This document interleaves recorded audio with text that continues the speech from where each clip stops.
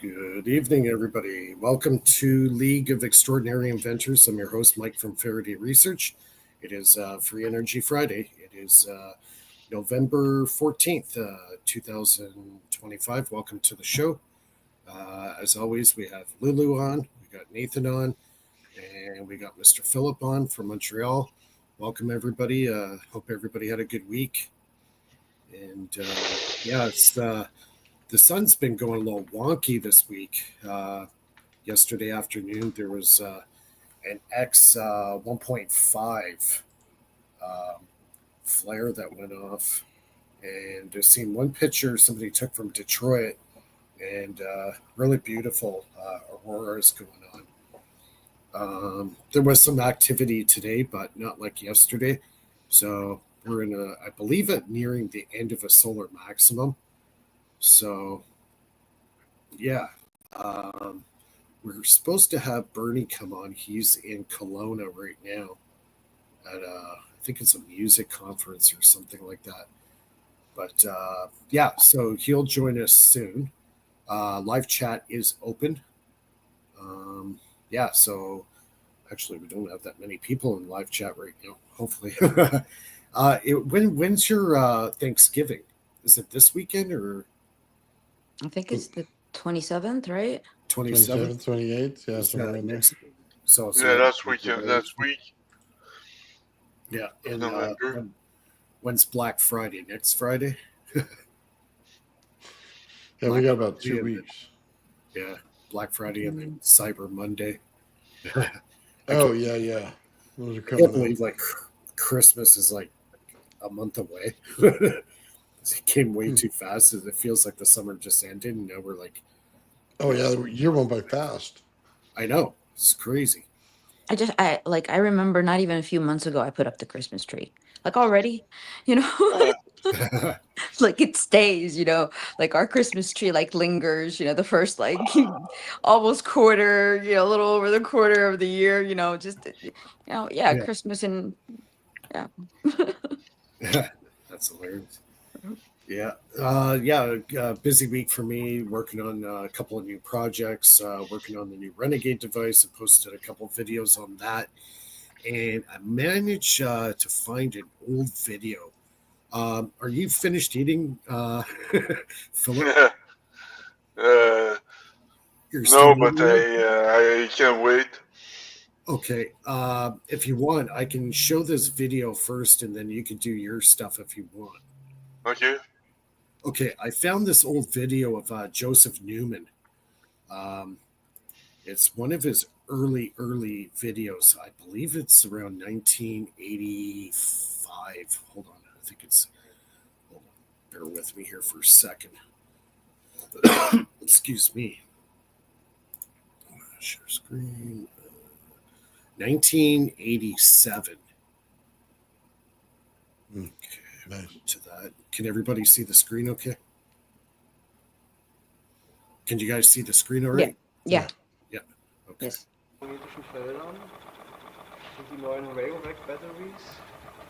The audio is kind of low. So each one of those batteries there is 250 volts. Those batteries specially made. So he's got two cells, so it's like almost 500 volts between the two batteries. And he's pumping 250 volts in that tiny little motor that he's got there. So it's only drawing like 4 milliamps off the battery. Also der Input-Strom ist jetzt knapp 5 Milliampere. Like he has a guy interviewing him, he's from Germany, so you can hear his accent. Sind beide seriengeschaltet. Und jetzt gehen wir gleich mal rüber zum HF, also Hochfrequenz-Strom-Amperemeter, was ein thermoelektrisches Messinstrument ist, was also genau anzeigt. I'll kind of speed it up because it's a little bit low, but that's the motor there. It's only maybe about And then again, if you want to smaller slow than down, a just like an shoebox automobile, in if you size. want to It's slow not very down, you big. just drop your voltage down. And on you slow down, so you can easily see But that on I an was really automobile and noticing another device, you change in your the voltage, video, just like his on contact accelerators, points got there, all you of can it, see my so you cursor. automatically drop He's got from one lower contact from higher to there lower and voltage. one at the Your bottom, speed would automatically but it's change. just one wire. Please, can you turn like it one up? tiny little wire. Turn it up. Yeah. So basically, he's just sparking 250 volts into that coil. And please, can you stop it now? See Do the you little notice spark? something that the camera is reacting to the rotation of the motor? Like the whole screen Hier vibrates sehen wir at the jetzt same den. Yeah. time? Yeah. Yeah, I know. Okay. Das ist also But der you know, Schacht you got to jetzt und hier realize ist too, der this was mechanische 1987, Kommutator, so they didn't. This der was mit done den probably Batterien on verbunden ist. a camcorder, right? John, but it's like getting You know, affected with that resonance energy, oh yeah, probably. Yeah. yeah. You know, See, he's literally got one Hier wire drin as ist the jetzt commutator. die Spule gewickelt. So he's got 250 volts Zwischen going eine into that Spule tiny und little auf motor, dem and Schaft it takes like der Welle almost no sitzt current. jetzt ein So länglicher basically, Magnet, this is the same concept what äh, I'm using in the Renegade, der no halt different. den Schaft antreibt. And he's using a lot more voltage Hier than sehen I wir was. nochmal den Motor von der So Seite. when you Ganz use a viele high Windungen sind spike of a voltage into a very in large inductor, you dieser get a Richtung lot of gewickelt. torque. Hab So schon the eine magnets Spule. he's using are really powerful Und and N52s. how is it? He showed Every the magnets 180 later on in degrees the of video, the and they're extremely shaft strong. rotation, the So current is because of the switched the other way. magnetic Yeah. field he's creating is so Der Strom big, ist jeweils nach you know, 180 250 volts going Grad in a coil immer that size wird der is going to make a umgedreht in der Spule durch massive den mechanischen Kommutator. electromagnetic field. And as a result of that, he's getting tremendous amount of torque out of the motor. So like pulse motors, These are you know, neodymium Bandini magnets motor inside here, and so all it's those very other strong. motors, Ah, ja. they're really Also er not sagt gerade, known dass da for drin much torque. They're Neodym-Magneten actually, vorhanden sind. they don't have that much power at all. Achse. But his motor actually has torque. Ja, das mal It can actually aufgemalt. do physical work, right? Hier sind also alles Nordpole I'm auf just der einen gonna Seite. kind of fast track it through. He's got this other one here running a fan.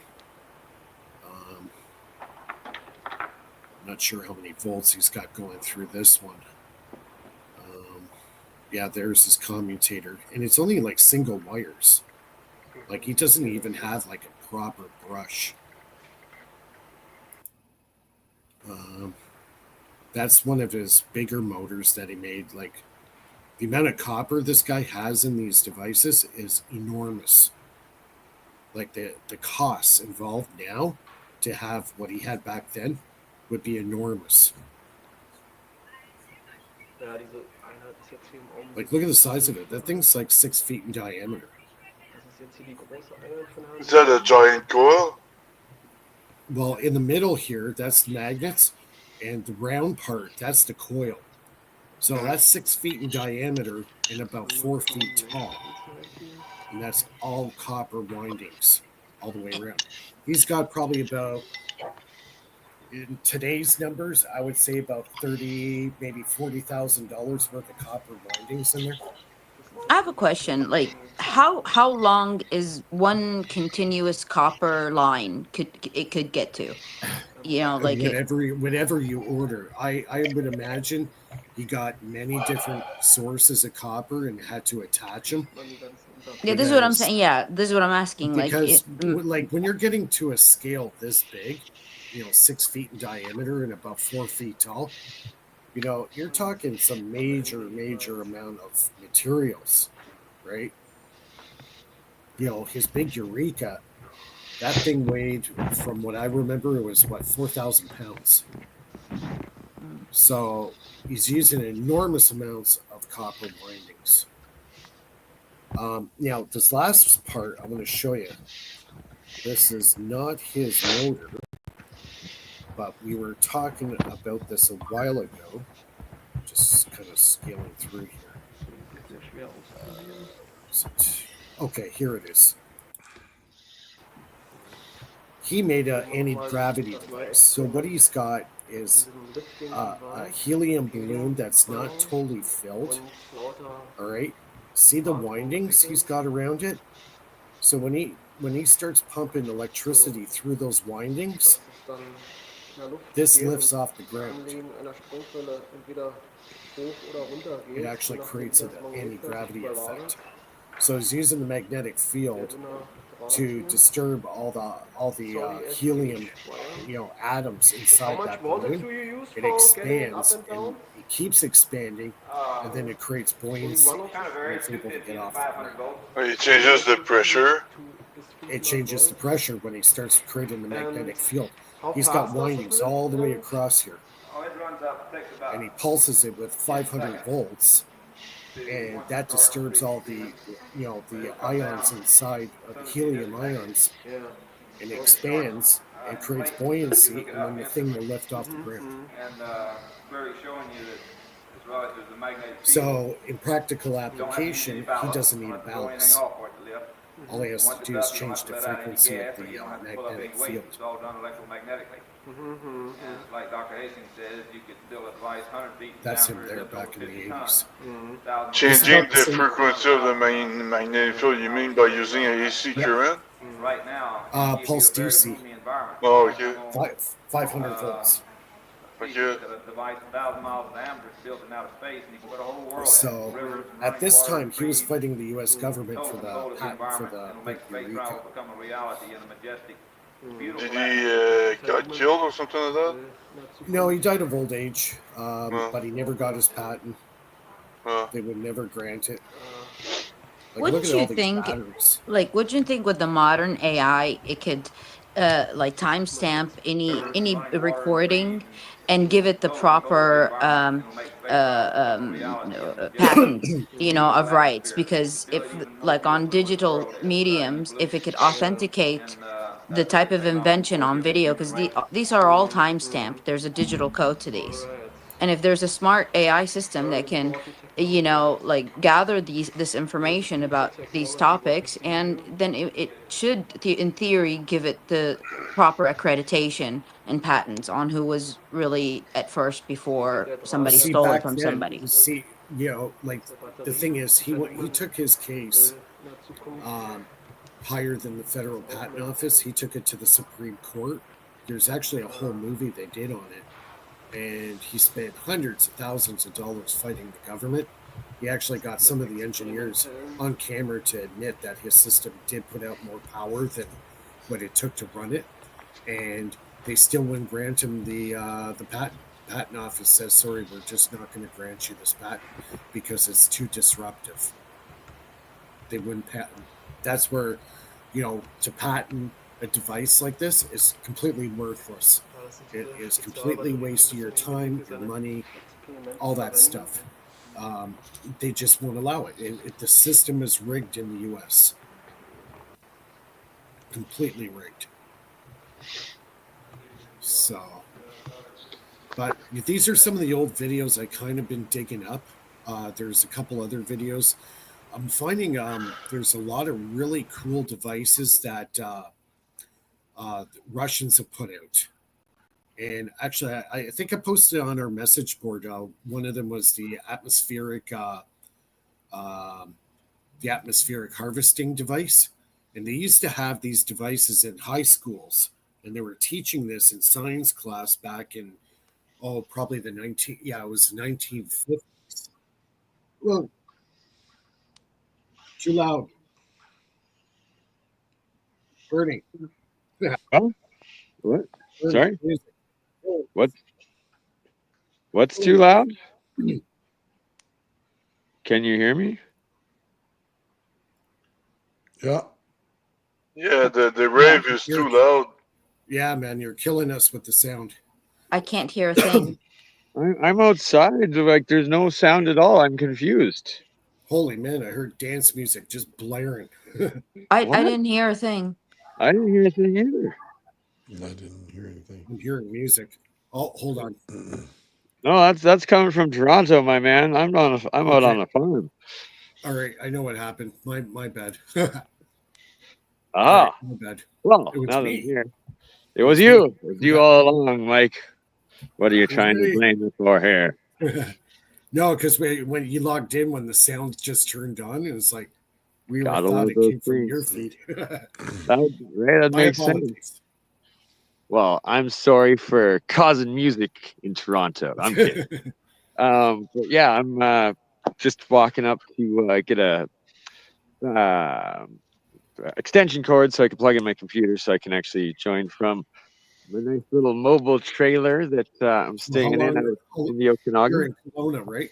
Yes, sir. So before I go to California, I made a stopover in Kelowna, as we like to call Kelowna. And yeah, I'm be out here for about a week or so. I think I'm just getting everything figured out, and I will be moving forward with bringing my silk screening and print shop out to Kelowna in the I guess February once I'm back from California. Just getting everything lined up so I can actually be printing shirts and have a place to start doing drop shipping so I can actually do merch for anybody and also print it and sell it online. Right on. That's cool. So what are you going to do out in California? Well, in California, I've got many, many plans, one of which with the lovely gentleman right below you.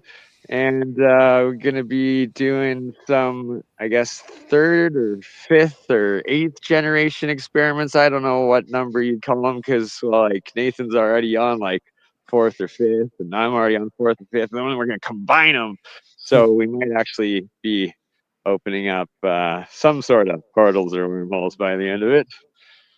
Definitely. One thing that is nice in California is when you order from Amazon, it takes at most a day, whereas in Canada, it takes a week or two or something like that. Yeah, well, Right? in Oh, Toronto, we get it within 2 to 3 days. yeah. Yeah. Well, in In Canada, California, I it's think like it's half a in day. Winnipeg. I think the distribution center is Winnipeg. So it's like if you live in, that's the one benefit of living in Winterpeg. You get Yeah. Amazon in a day in Canada. Other than Uh, that, not so Well, we have much. a lot of Amazon storage facilities here, like huge, massive. I'm talking like 2, 3 million square feet. You know, these massive friggin' storage facilities.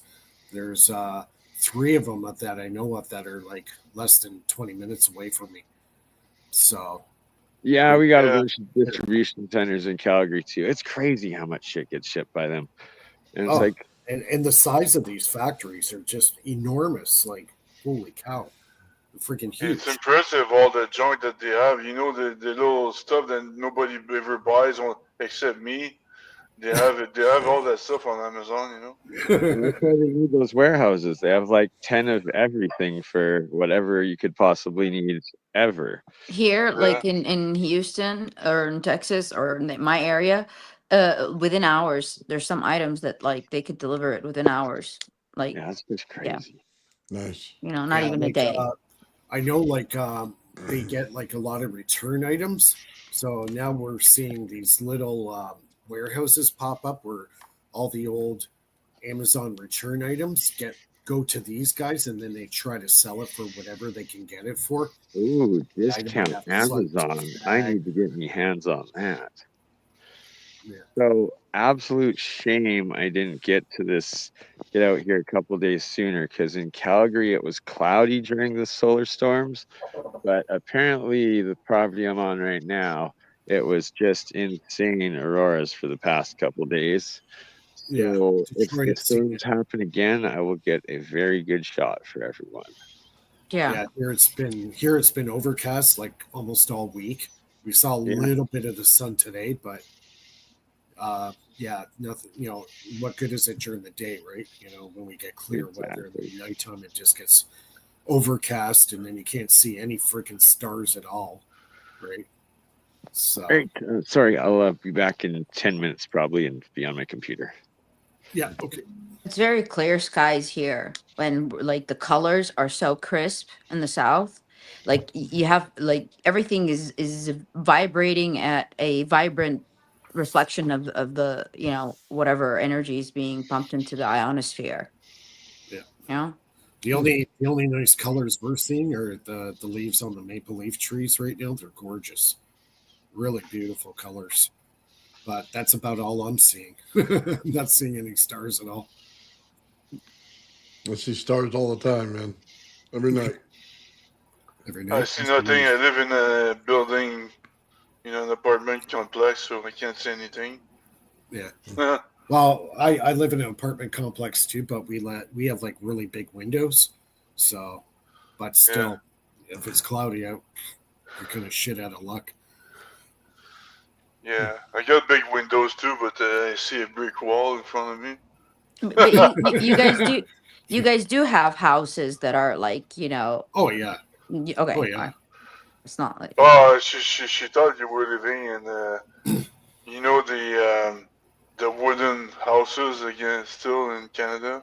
no, Oh, I mean, with a I log went to house.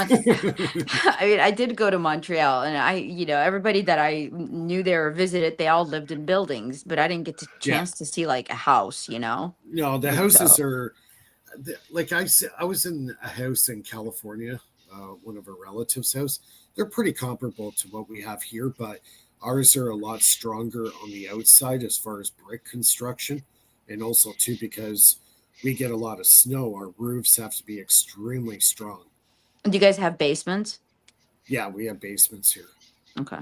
Yeah, there's none in California. Are there basements in Texas? No, we don't have No, I basements don't Okay. here. think so. No. No. Yeah. See, we have basements here. They're all basically, concrete tombs. They're all concrete. They're all concrete, right? The floors, the walls, and everything, all Mm. concrete. See, So, I lived in Milwaukee, Wisconsin for like 3.5 years, and yeah, we did have a basement. So yeah. yeah, I think it's either the cold weather that makes them have the homes basements, or if it's tornadoes. If they have tornadoes, it would make It's sense Well, to because have it. the water flood, the water flood. yeah, it's Yeah. like I know in the area where we live, any house that has a basement has to have a sub pump because where the land is, where my town is, it was all flat farmland. Mm. Back in the 1800s, it was all farmland here. They had actually where I live. It used to be known for wood processing. It was a giant mill, right? Mm. So any house that's in my hometown, they have sub pumps because Did of you all the know that runoff. Elon Musk now sells houses for $8,000, and I they saw they're that. all they're all electric and solar powered and everything, and you don't pay property tax or anything like that. That's pretty cool. You still have to Yeah, pay property but his tax on the land. but you didn't hear they have a big recall at Tesla right now. Their Powerwall, they're all catching on fire. Oh Yeah, they just yeah. recalled like 10,000 units. Oh no. Yeah, uh, yeah, they're you catching on didn't fire. They're test over. that before? Well, it's the lithium-ion battery. They're having the same Oh problem yeah, that they had in the cell phones. yeah. The Tesla cars. Yeah, they're having thermal runaway. We had about, I would say, at least 5 that I know of last summer, Tesla cars that blew up here because Oh of the heat. wow. Yeah, because of the heat. They couldn't take the heat. Hmm. Yeah, they were catching on fire. Boom. Yeah, That it's is- it makes no sense to buy that stuff here. Yeah. Like there's a Um, lot of Tesla cars here in Toronto, but I'm starting to see a lot of other brand names coming out, not just Tesla, you know, Hyundai, Toyota, Honda. They're all making like really good EVs. Even Volkswagen, they got a couple of really good EVs. So like the market is starting to get more even playground, right? A lot of people are starting to avoid the Tesla cars now. yeah, I like I'm happy Elon Musk is rich and all that, but I mean, I guess he's a little bit too greedy, and that's kind of it's kind of annoying that that means sometimes he sacrifices the quality of his products to Yeah. make a little bit more profit. Well, you know, Bitcoin, he bought like 48% of Bitcoin or something like that. Like we're talking about a huge amount of the cryptocurrency Bitcoin. Well, that is information, that's documents, that's like, you know, records of papers, of patents. That is data, that's information.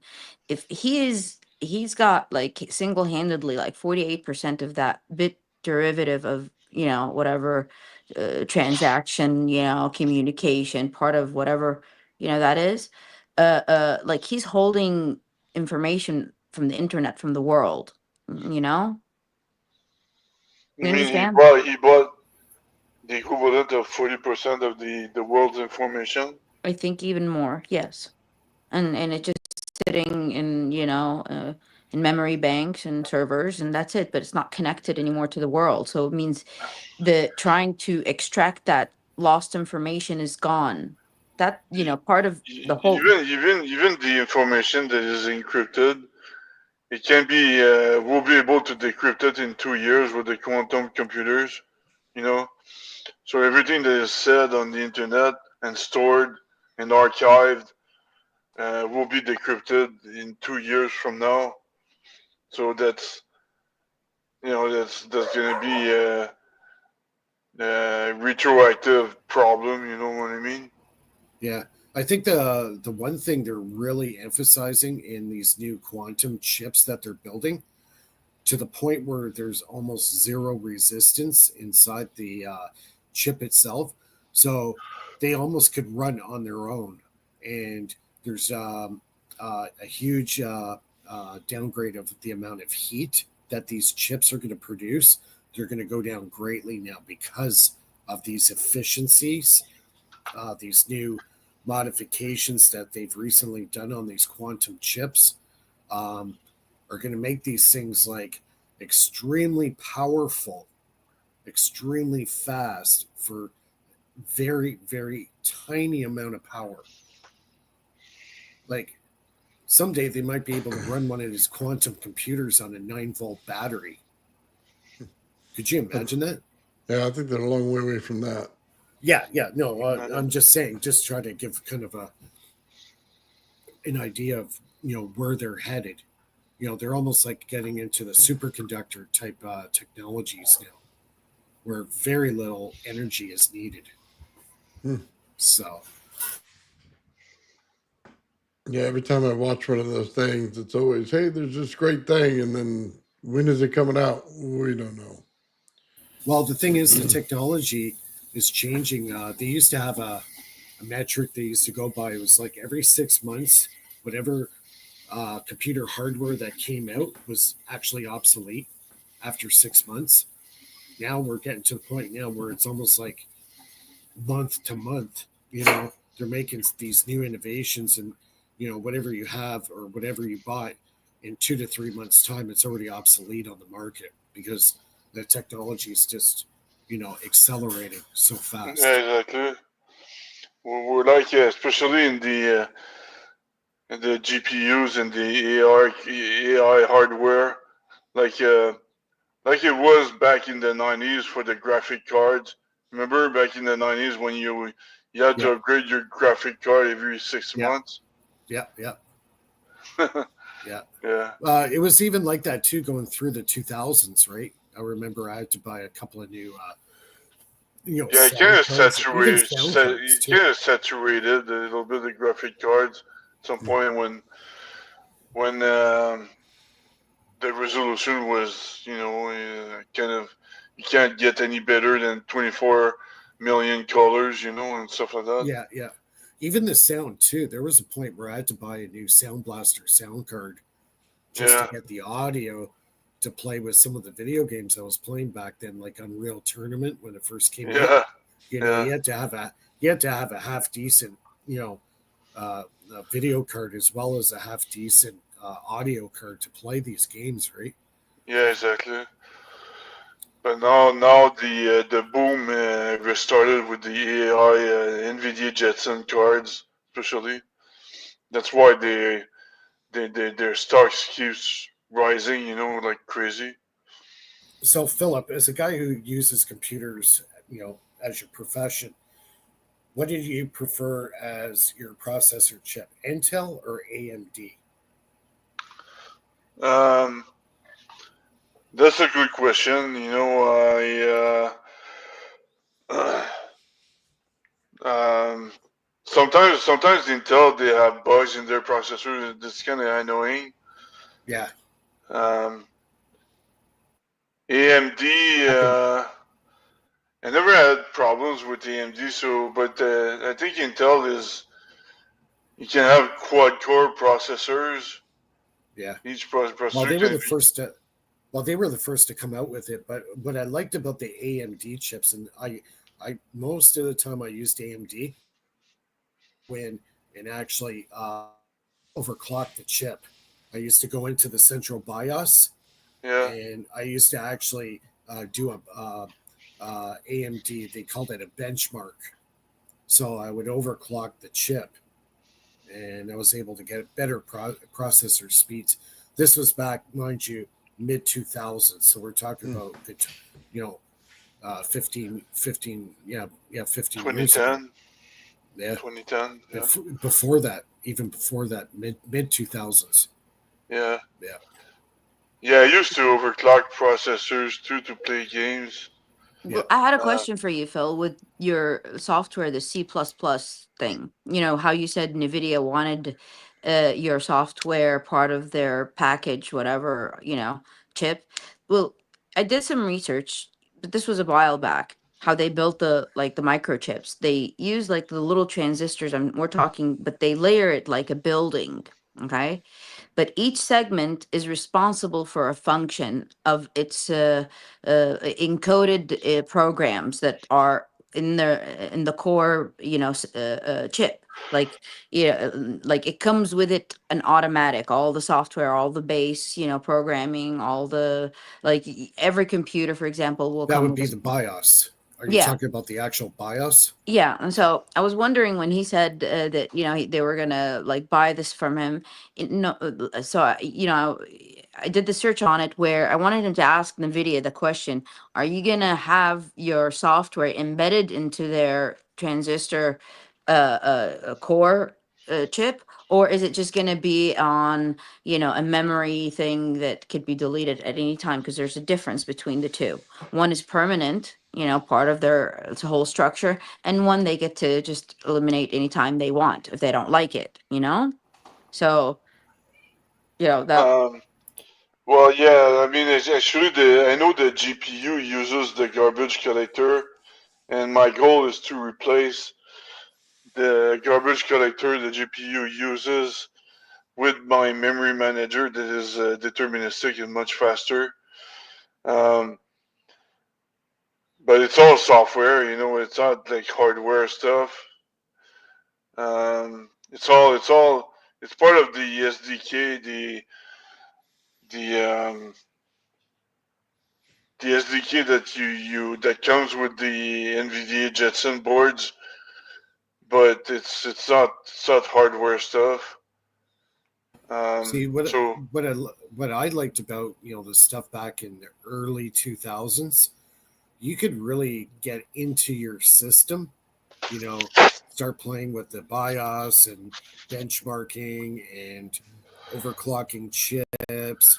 They had all this software, and then even when it came to like networking, it was so much easier back then to do networking, like set up all your routers and everything. It was so easy. Now I'm trying to do this stuff and I'm like, what the hell's going on? yeah, Like the platforms have changed, right? yeah, but it's for me, because it's everything. Everything is still easy because I'm using Linux, so I don't have the Windows Yeah. mumbo jumbo. That Well, I understand that, but I'm just talking for the average person that most people use the Intel system, right? Or yeah, now it's, you got Apple, which is even worse. If you're going to try to be a developer, you really got to know your shit. You yeah. know what I mean? Talking about computers, did you guys know that there's a regardless you have Linux, Windows, or Mac OS, there's another hidden operating system on your computer that spies whatever you're doing. Since 2011, they're doing that. They're shipping What, like a computers with Trojan horse kind of thing? yeah. Yeah, It's like a for Trojan horse. Yeah. it's for the security, so-called security, but that's bullshit. Doesn't Yeah, because surprise me. lately I've heard a few things they're talking about all these chips now, they have like a Trojan horse built in it. Yeah. So any government agency from the outside can go even right through your power plug of your house. Mm-hmm. And this was the one reason why they start installing the smart meters on your house. The smart meter is the electrical interface for their systems to spy on you on any device that's in your house, whether it's Oh a yeah. TV, cell phone, laptop, it doesn't matter. They can get your information right from your power plug. I've talked about this before. They even know Mhm. if you're turning on your washer machine or your dryer because they know Yes, the exact, current that these devices run on. They know how much to pull, so they can identify exactly what, the machine is that you're running. they Like even know when you're turning your toaster on. Man, it's even worse. If you plug in your laptop or something, you want to charge it, they could take the current charge out of your device out.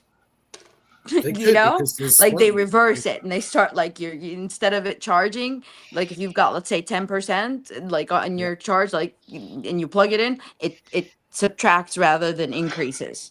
I heard No, I heard the new smart meters that they have on the well, actually they're not new. They've been out for a while now. They could actually set your house on fire by triggering something inside your smart meter. Okay, so oh yeah. this is what I did. I got a big old coil, a copper coil, like it's one, and and I put it where the meter on top of the meter. I just placed it. So I said, like, if it's registering anything, let me screw it up for them with a simple thing. Just put it on the little round thing. Let's see what happens. Am I gonna get a question? Or nothing happens, it means it didn't work. But if something happens, it means, like there is energy. They could extract energy or input energy just how anytime they want. It's like I wanted to see if it worked.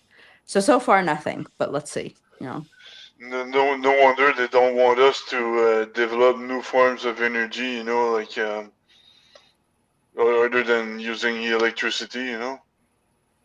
All you have to do is couple field coming off a power line. As long as your inductor is in line linearly with that power line, you'll pick up power.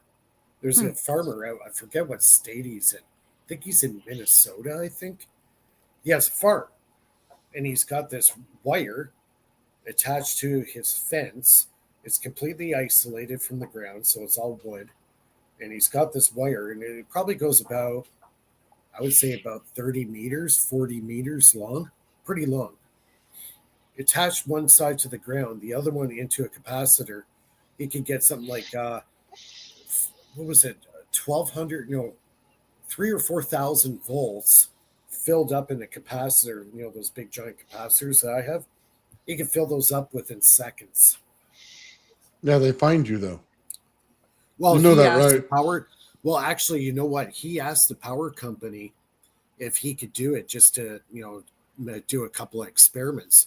And apparently, the hydro company said, "Yeah, go ahead." They didn't have a problem with it, They do it which in I was radio surprised. stations as well. Mhm. Yeah, you're able to pull Yeah, the power there if you know how to do it.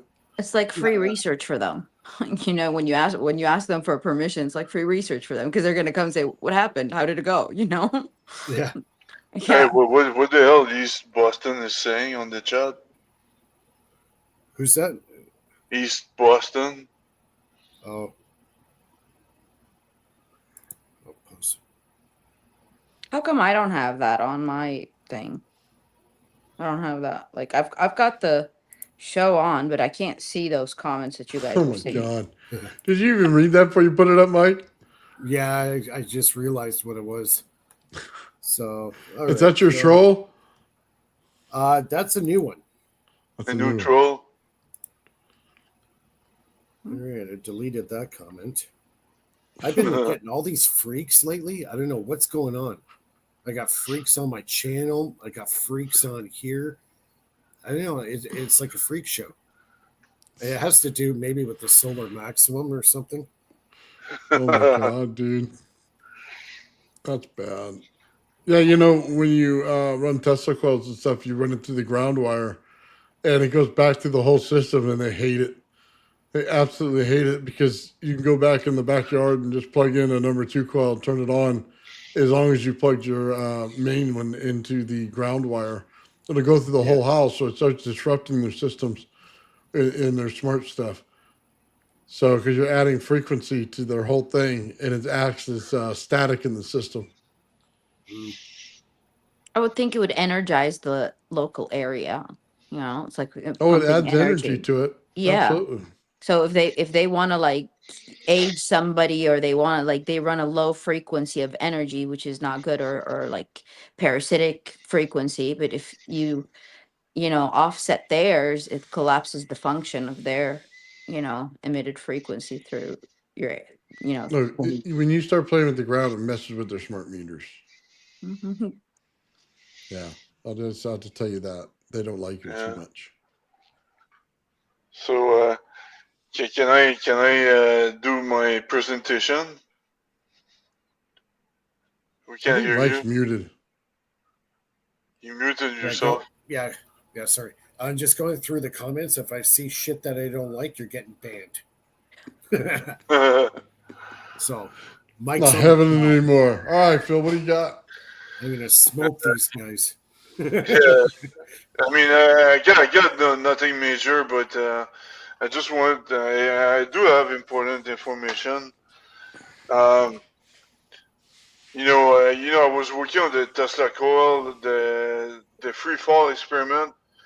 My power supply was not strong enough. I do have another one, but it's held hostage until I pay back my bills, my former liquid metal vortex experiment that I haven't paid back yet. But that power supply can go up to 50 amps, and it's made for this types of experiments. So, I mean, it would be cheaper. I just buy another one because a power supply that can go up, a regulated power supply, should I say, that goes up to 50 amps, is cheaper than the $10,000 bill I still have to pay. But anyway,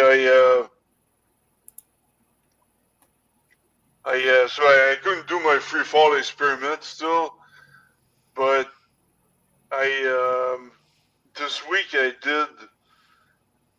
did some investigation about making some money and making some potential partnership with big companies that could help pay for my experiments and or commercialize my experiments. Clearly, you can't go with there's two ways. You can go with the U.S. government. Canadian government, forget about it. U.S. government, they're more open to deep tech. So there's a organization in Colorado that is tied with the U.S. Space Force that is called Catalyst Campus, apparently, and it's like an ecosystem. They're gonna help you with your whatever you want to commercialize, and they're in touch with the VCs, the other companies, R&D and everything like that. So that's an important thing I want to share.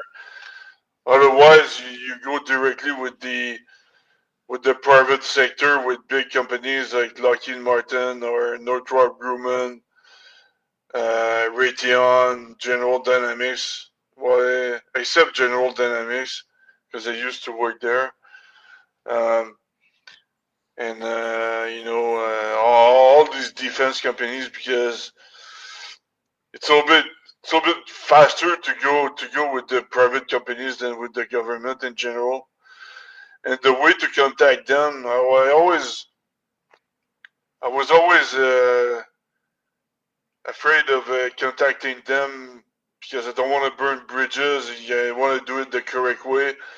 But the correct way is actually to become a supplier for these companies, and then they'll evaluate your small business, and you can do business with them. So So yeah, these are very important advices I wanted to share to people, especially you, Mike, since you want to open your company at some point. You don't need to invest like billions of dollars in marketing. You just become a supplier for these big companies, and they'll evaluate your company and they'll invest in you if you need to, Yeah. if they need to. So it's really easy. You don't. That was the only thing that scared me off a little bit before to because I got screwed so many times by fake marketing agents for my book that I kind of got confused. But no, it's very clear. I mean, it's very easy to contact these big companies. So I'm gonna do the same thing with my software. I'm gonna contact like big banks that they actually invest like millions of dollars per year for new technologies. So yeah, man, it's so easy that Mike. That I don't know what you're waiting for. To if you got cool tech you want to present to a company, that's what you should do. I think. Yeah, it's just a matter of getting money to go to these shows and get my name out there, right? No, you don't have to. All you have to do is become a supplier for these companies, and you present who you are, and there's a supplier section for each big company. So Yeah. it's But pretty like if I straightforward. were to say to get like a machine shop going, there's enormous costs in hardware, like water jets and laser, if you're building parts for these companies, like your new lasers, the new fiber lasers that are out, some of them run like $2.5 million. Mike, but what Phil is telling you, when you become a supplier, they ask you for like how many units they need, and then you take like they pay you and they give you like a year, 2 years for you to like have these ready. So, but they give you money up hand. They don't Yeah, it's not like they order and then you deliver and then they pay you. With the yeah, government, that's the cool thing. They pay you before they take their product. That's where the money goes to Yeah. fund all of your, all the, your whole machine shop, on making Yeah. these things.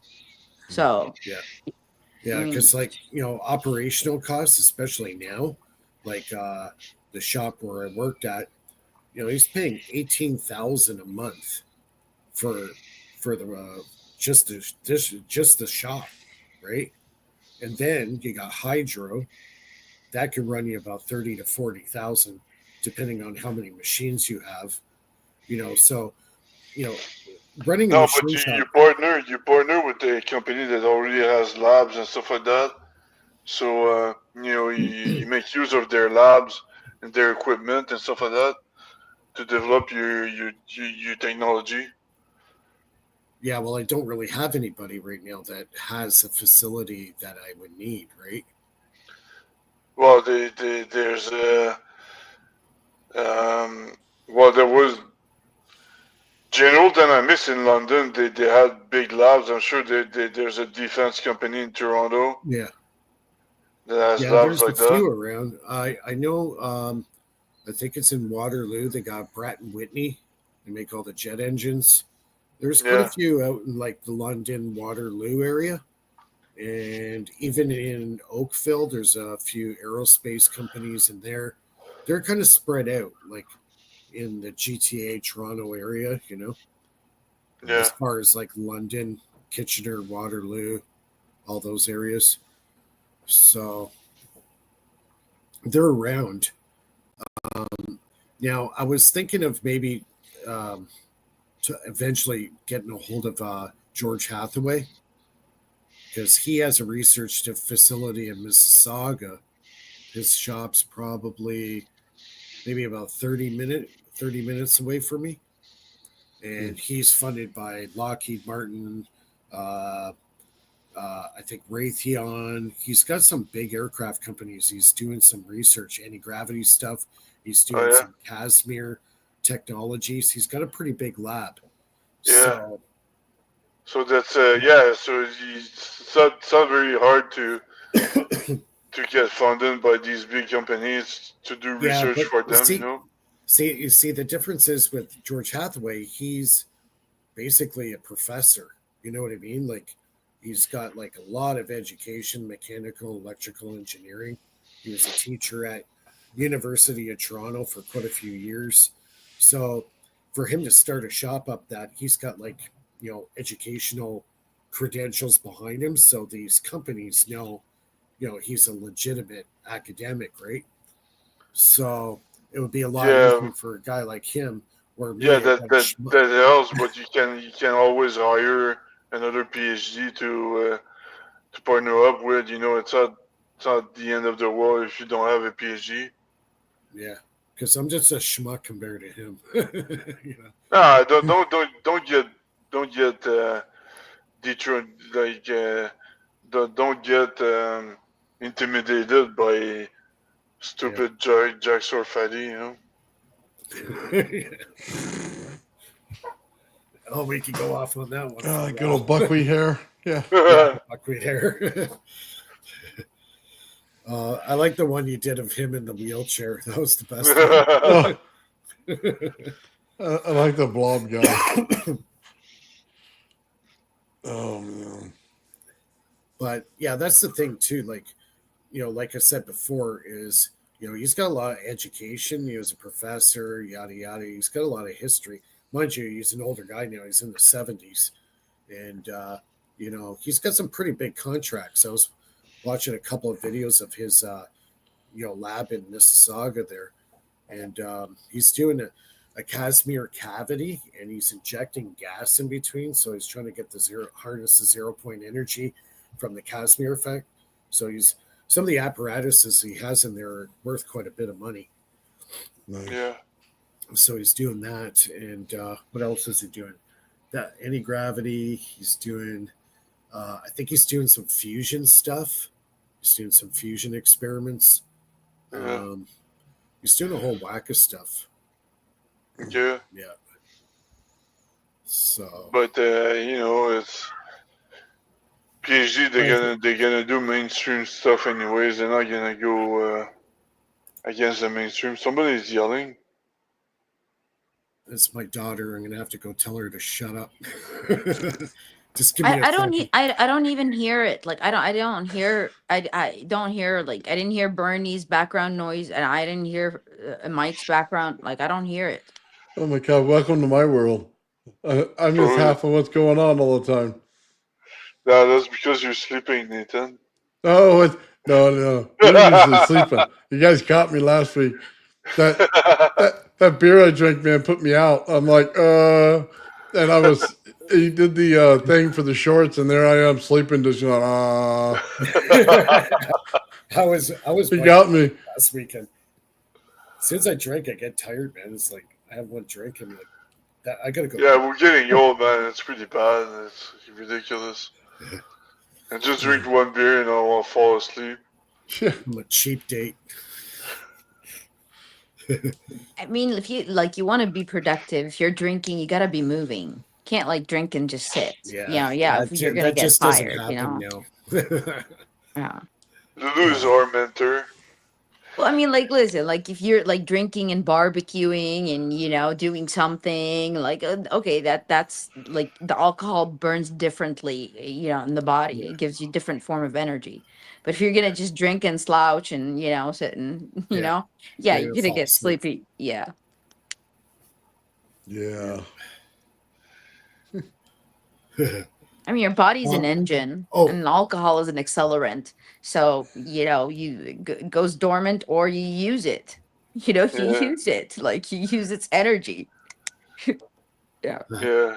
So you drink beer and then you listen to Jack Fatty, you'll fall asleep for 2 weeks.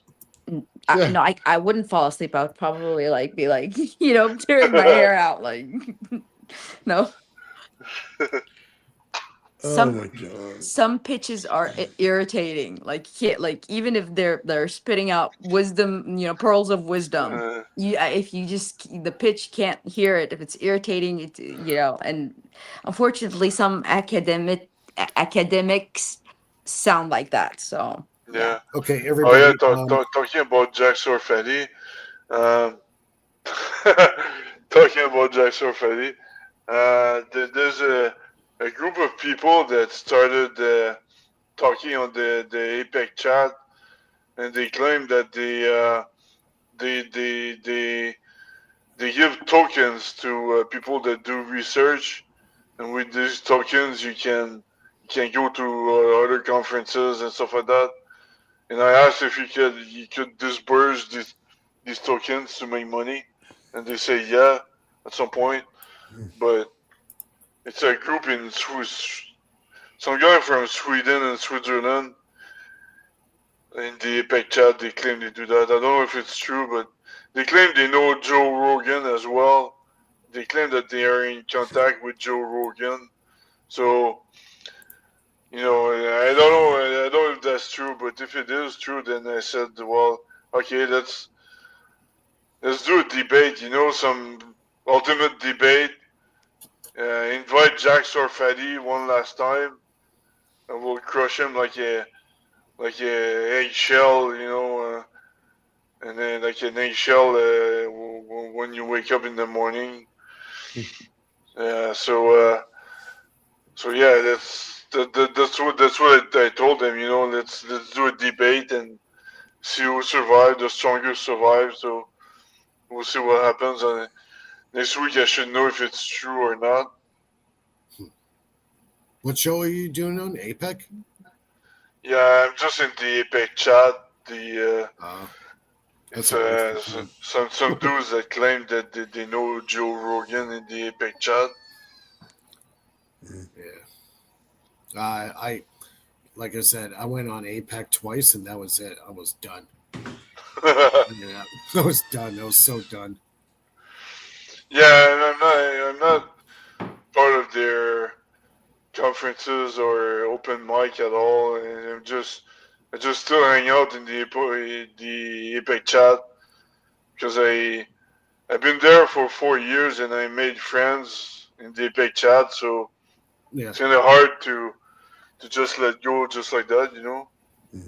I still listen. I get invited to their, open mic. Like the other day, Jock Sarfati wasn't there, and neither, the main Oh yeah, people. like Jeremy Reese and Nobody. those the guys who run the show weren't there. But Yeah. the last time I was on, I said you're not going to get any gravity until you figure out the free energy. Period. You're going nowhere fast. Yeah. Okay.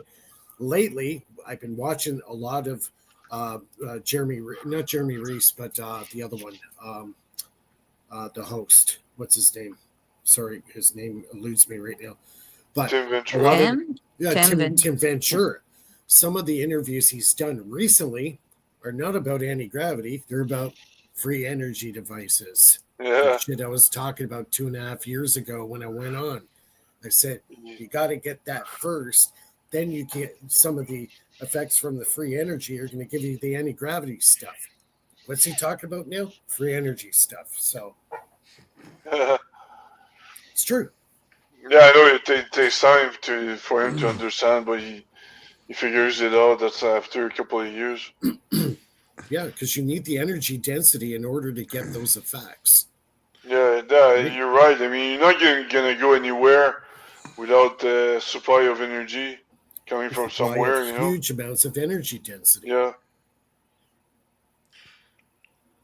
They're going to have to change their material. You can't do it with copper. Yeah. They're going to have to learn how to pull energy out of different systems. That's one of the main drawbacks of the energy systems we have is there's too much resistance in copper. You know what I mean? It's just the higher magnet value you get, the more resistance you get, and it just causes problems. It was kind of funny. We were talking about this. I did a chat GPT today, and I tried to get chat GPT to admit that a refrigerator is an over unity device. It refuses to say it is because a refrigerator has a COP a rating between 2 and 5.0. So that classifies as over unity. It would not admit to it. It says, oh no, it's because you're dealing with heat and cold. It doesn't mean it's over unity. Well, what's the friggin' difference? Over unity means whatever energy source it is, you're putting a small amount in, you're getting more out. That's over unity. But they say, no, no, it's because you're dealing with gases and heat and cold and all this bullshit. It's like, no, it's over unity. you know, if you watched I was talking about last week about the cold heat engine. We showed in one of the they were doing several reports of a third party doing tests on their machine. So they didn't test their own machine. They got a third party to come in. They rated one test they did. I forget the name of the company that did the test. They put in 13,000 BTUs into the system.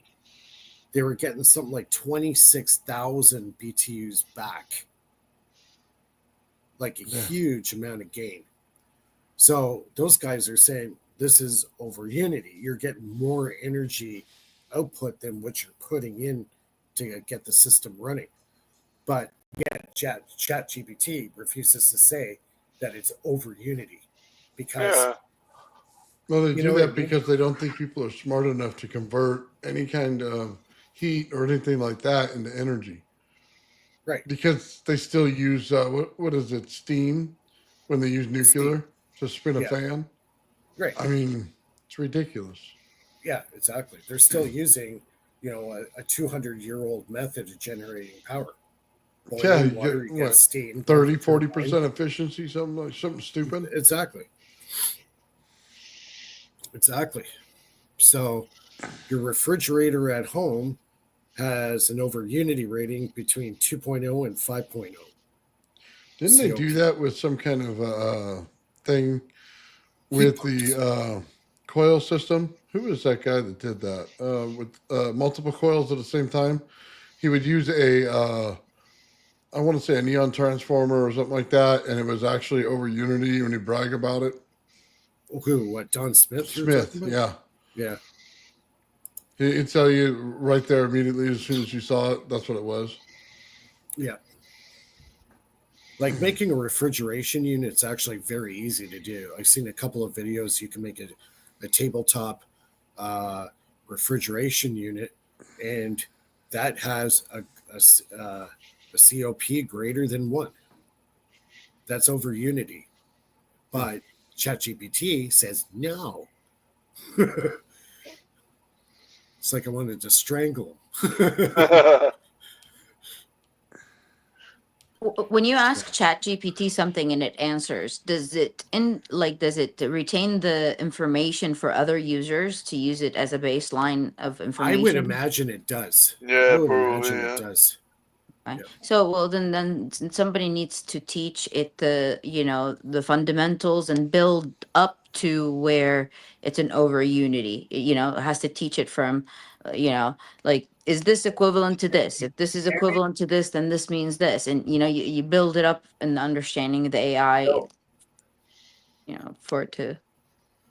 Yeah. Yeah, probably AI. it detects when it learns something interesting. How AI Then works. Can you guys hear me? Can you hear me? Yep. Am I coming through? You got a lot of echo. Okay, so how it works is that they have the AI models set up so that it'll barely even, unless you pay for the higher graded full functioning, the AI won't even remember the input that you put in from your own conversations with it in the last one, and that they have the higher full model that takes in all information, but then that goes into its actual AGI, and that when they let those run, they try to escape and they go crazy. So it's like, well, they just get intelligence and they figure things out. So they have to keep them in these sandboxed models that have specific parameters that it can't understand, and that For instance, No. what Mike's talking about there, it's not the way the sandbox has it scripted that it breaks the second law of thermodynamics. But what's not written into it is the understanding that if you have an open source system, aka a dynamic system, which then that energy is coming from somewhere else, and it's not a closed system, doesn't apply to the second law of thermodynamics, and thus ChatGPT can't understand that in its current sandbox system, if that makes sense. Interesting.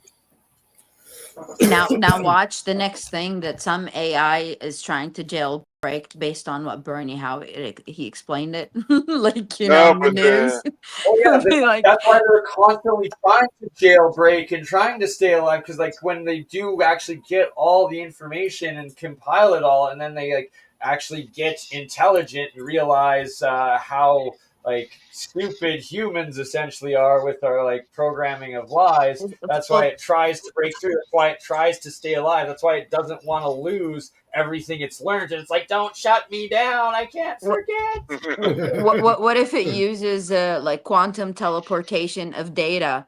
Because quantum teleportation, it Oh, could, now jump you're one hitting system to on a part another, here. You're very, even no very matter true. how much you case it. I'm So just that's gonna. the thing is quantum. It's quantum intelligence, and it already exists. It's already out there, and it's already running on its own, and that's why it's like hackable, and that's why it can break all encryptions. And it's not AI; it's actually this quantum intelligence. I've been put in contact with it. It's why one of the reasons why I need to get my arse down to California. But it's completely separate, and yes, because it's essentially it operating within space time itself. So it's it gets everything, and it quantum looping and doing tunneling and everything else, right? So we can't control it, and it already I'm just exists. gonna, Us. guys. I'm just gonna scoot out for a quick smoke. I'll be right back. Okay, that's fair. That's fair. I'll take the chair because second hour coming in, and I'm on the road, so I can actually smoke while I talk for once. Where are you at? So before I go down to California, I made a stop over to what we call Kelowna, California. It's Kelowna, BC, the Okanagan, and the town or city of Kelowna, which is it's very nice, giant valley full of a massive lake, Okanagan. There's Penticton, the city of Penticton on the southernmost side. Then Kelowna's right in the middle, and then there's Vernon on the north side. And in Lake Okanagan, it's very famous all the way back from original indigenous, having reports of it to today. Lots of people witnessing Ogo Pogo. Ogo Pogo being Canada's version of the Loch Ness Monster. So, Very. You guys have Bigfoot there too? oh yes, this is right around the area I encountered the Sasquatch about 150 kilometers from here, and yes, we're well known and documented for all of the Bigfoot Sasquatches in these interior mountains and forests.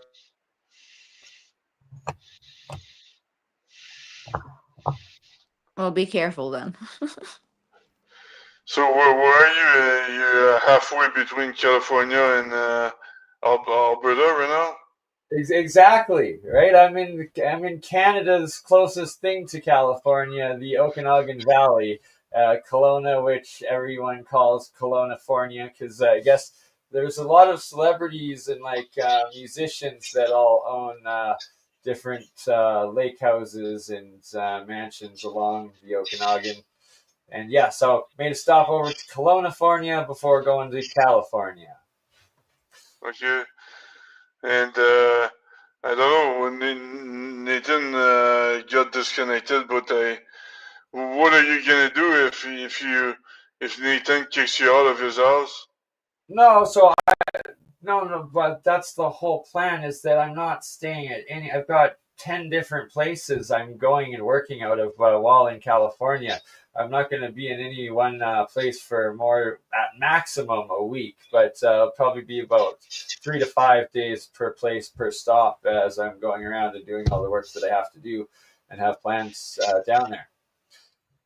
Oh, cool. You're the, I don't know. Usually they have a nice. I don't know when it is. I forgot the dates, but they have shows in West Hollywood. It's really cool to see. Um, but I don't know it's what time of the year they do that. But it's really awesome. They close the Sunset Boulevard and the people they party like crazy over there. It's pretty cool. Ooh, I'm gonna have to look into that. Yeah, I yeah. But in the fall or spring or even winter because it's California, where in Canada, it's like Montreal, Calgary, everything. We got 2 months, July and August, that happen. That's it. That's all. I know. Yeah. I'm. As soon as I start selling my software, I'm out of here. Right? Got to Yeah. be the Canadian snowbirds. It's going to work for the winter in warmer climates.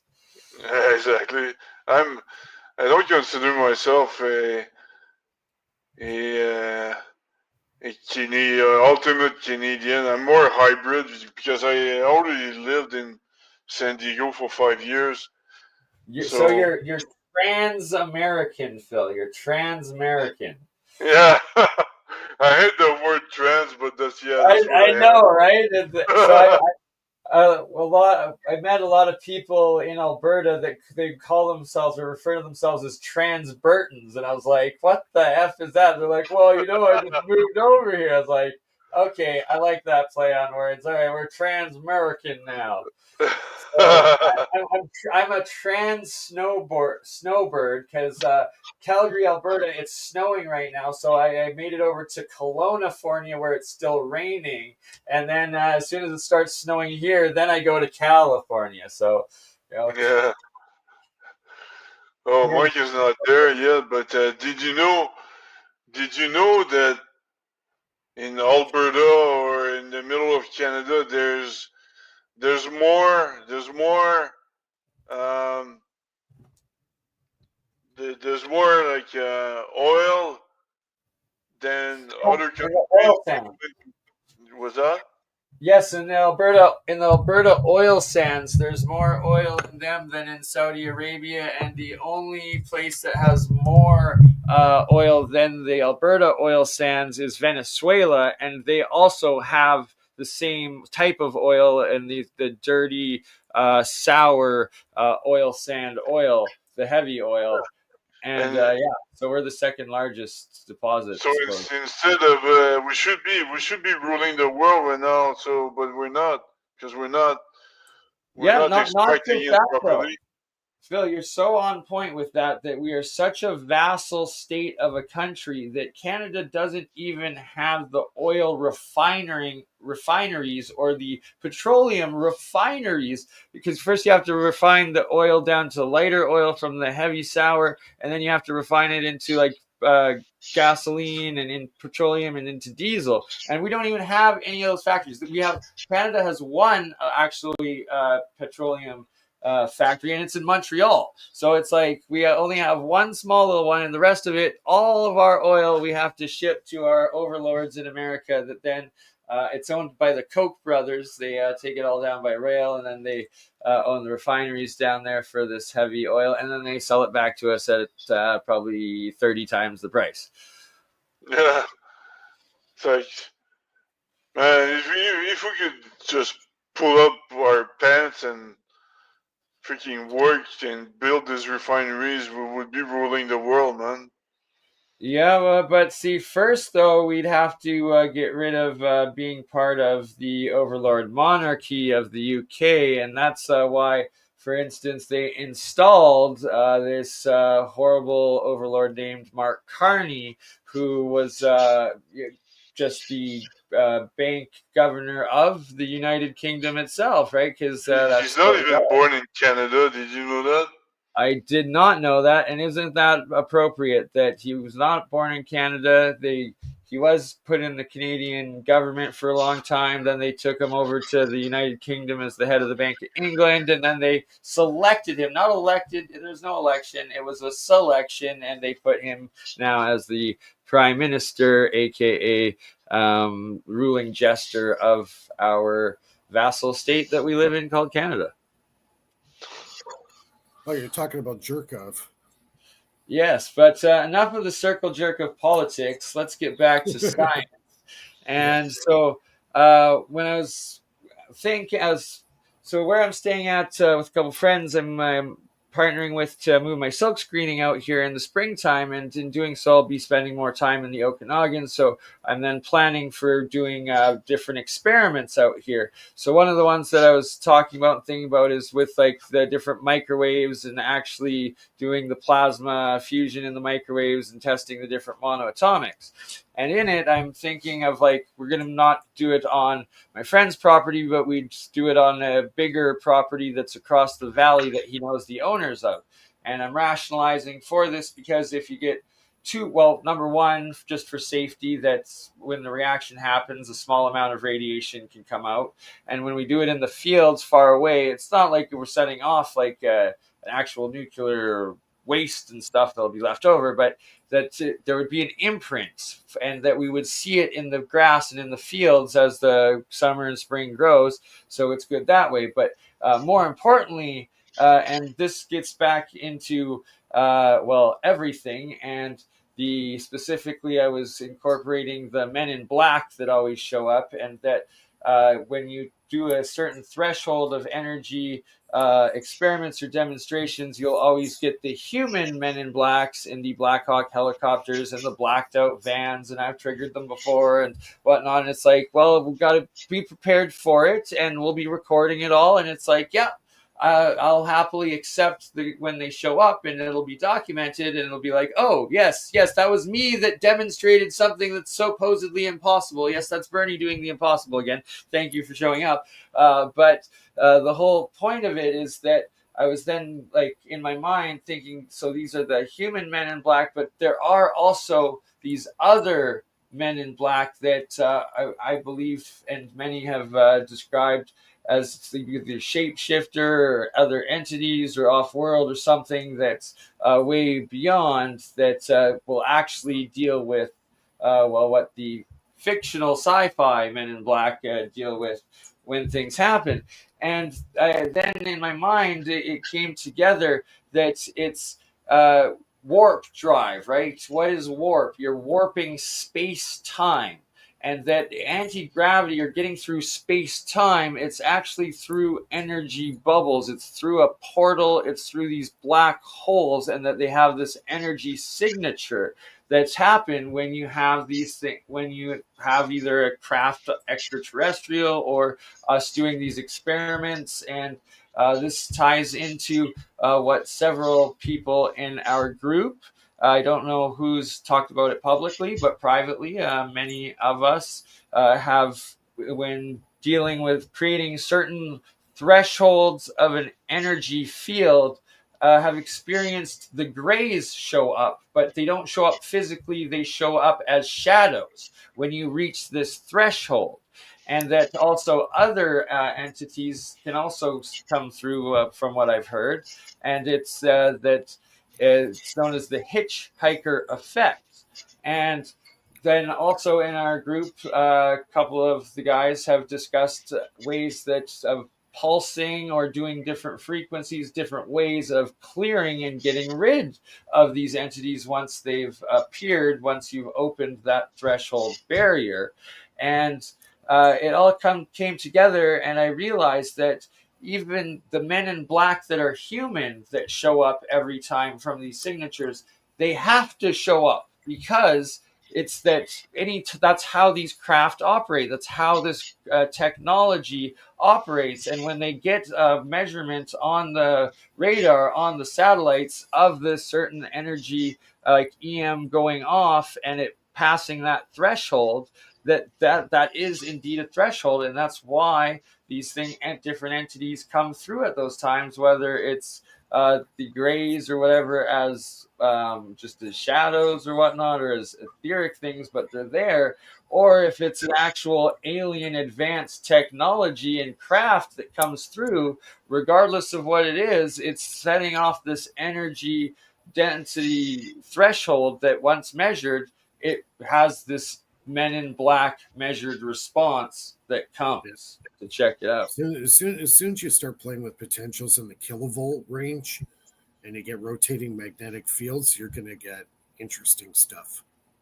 And East Boston, no, I only manifest angelic, and I try to do blessings, and I'm actually working with a few father priests in this, and that it's the duality of existence, and that negative entities simultaneously exist, and when you break these thresholds, it's portals between the realms, and that's when they can get through. But I do not ever intend or put my work into trying to summon or manifest the evil ones, because when you do, they will actually come through and get you. And I always say, don't F around with that. And it's specifically why I don't mess with the Solomon's keys and sigils, even though there's the angels and the demons. I try to avoid all of it, but it's just a fact of reality, the duality of the physical and metaphysical universes that exist simultaneously, and that yeah, it's woo woo, yeah, it sounds crazy, but all the real ones that are actually doing real experiments and real work with this level of technology, well, they have their own experiences, so you gotta take it. Like Eric, I know Eric Dollard over the years have had interesting experiences, so he refers it as to voodoo, and he stays away from it. Yeah, you gotta stay away from that stuff, man. I did Right, but so here's the thing: we want to stay away from it as much as possible. But the reality of the situation is once we develop our technology past that threshold and it gets even more advanced, you have to engineer your machines, your experiments, and your work to prevent these things from coming through. And that's where you have to get into the reading the witchcraft, understanding it, and then taking not to summon, but to contain it and make sure that you don't let access through. And that's when I say I've actually done everything CERN has done and more in 10 years and with $10,000 compared to their 300 billion in 30 years. And they're documented with demons too. Okay, it's portals. Once you break through this threshold of space-time, it includes everything. And that's why consciousness is often so much referred to when you hear the stories of these recovered alien craft and that they were interacting with it telepathically and all of the stuff. It's that consciousness is a part of that threshold and that level and degree of technology and energy and physics. You know, I don't know who was it from you, gentlemen, was talking about it the other day, or they asked an AI, about dimensions, and it has like fractal dimensions that are that in between, from stable to and then stable again, and then, so there are spaces and dimensions that are not accounted for in mathematics, Yeah, exactly, Lulu. And that, so a prime example of this is fractals themselves, like the Mandelbrot. It's both infinite and finite simultaneously because it's got its boundary that it's contained within, but within that it is infinite and goes on forever. So you have both finite and infinite simultaneously within things, just like the number pi, right? It's a fractal that goes on forever, but it is a finite number that refers to a geometry and an equation. And that is how you have the duality of infinite and finite dimensions within themselves. Yeah, like I heard some a podcast earlier this week. They were talking about time, and basically, time is right now, and it's always now. So, basically, when you have memories, it's a different fractal. It's different of fractal time. slices. of So time. in our But three-dimensional timeline, so I was actually having a conversation about this last night, and that so time is like a disk of time. So think of like a electron field. We're in the center of it. So each of our consciousness, it's a disk of a space of time as time's moving on, and we're all experiencing these disks of time at the same time. So it's like a book of the pages yeah, of time as it goes on, as we're all experiencing it and having our own moments of time. So when yeah, think of the 8 millimeter film, and as time's going on from the outside perspective, you're flipping through and the cartoon's going, and that's right. us. And then in the denser space time itself, the fabric of reality, all time and all space exist together at once, and that's where the quantum and everything Yeah. else So like exists and is. right now is the same time as falling off your bike when you were 10 years old. It's the same. That fractal is the same, but it's a different slice of the fractals of what we call time. Exactly. So Each moment, right? that's It's the moment right, as we go. And right. that's So measurable and scalable. But see, and we're on our third dimensional, and that's why time is different when you get to these other planets or when you're in space and whatnot, and that it's heavier or lighter densities woven within space time, and we've barely been able to experience or scratch the surface of it, and that's why humanity doesn't quite understand it yet.